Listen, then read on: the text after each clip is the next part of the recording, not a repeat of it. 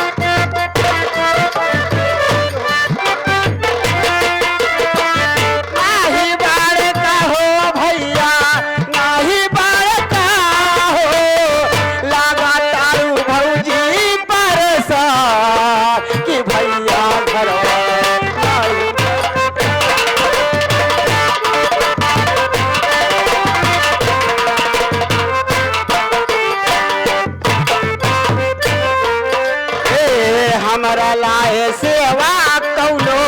होके तो बताई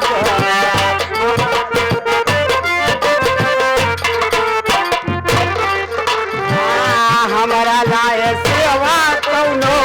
होके तो बताई मेहनत से नाही डरबै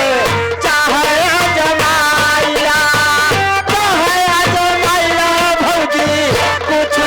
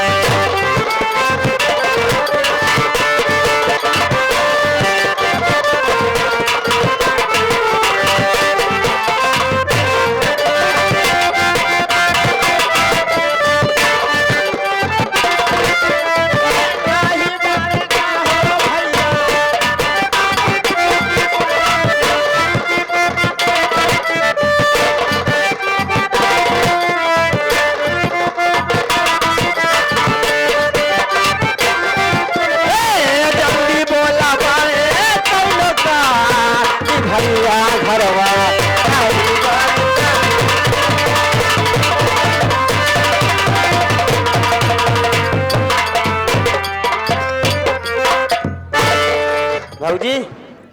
ए काहे बरे बोलाऊ हम तुझसे नमस्ते करत यही हो हमसे को नहीं चलता है पर दाहिने वाला खोला तई के बाएं वाला खुला बा दाहिने वाला कम खुला है करता है शेरू कमा देखती वहां हाँ? तो हम जानते ही तोरे मोहम बाबा सिर हो गए बा ई बरे ताए बोले बिना जीव जाता है शेरू के अम्मा लगती वहां जो खो गोड़ हाथ में जाता है शेरू के अम्मा लखा जाएगा पोके के अम्मा लखा ये आ गए श्रीमान मानवर सर्व सम्मानित आदरणीय ये रियाज भाई हेयर कटिंग क्या भाई है रियाज भाई ग्राम प्रधान Devapur hair cutting saloon 1 2 3 4 5 6 7 0 mobile number 10 रुपया इनाम पार्टी हाजिर स्वागत करते धन्यवाद ये रियाज के नंबर आ ए उस्ताजा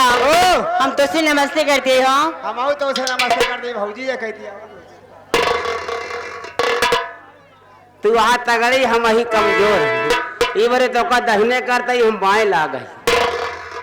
उस्ताजा काहे बरे बोलाऊ तू तो जानत है ना हाँ कि गर्मी बहुत जोर यहाँ हो गर्मी हाँ हो हाँ ये बात तो है सारा दिन औसा था और संध्या के बेरी जुड़वावा था और तोरे भैया बाहर चला गया नहीं होते तो बेने सही है भैया परदेश चला गए और क्यों हौको वाला है नहीं बा तू ही नहा एक हमारी हौकब तोहरे बिना ए उस्ताजा हाँ तोरा पता काहे पे बोलाई हो काहे बरे बोलाऊ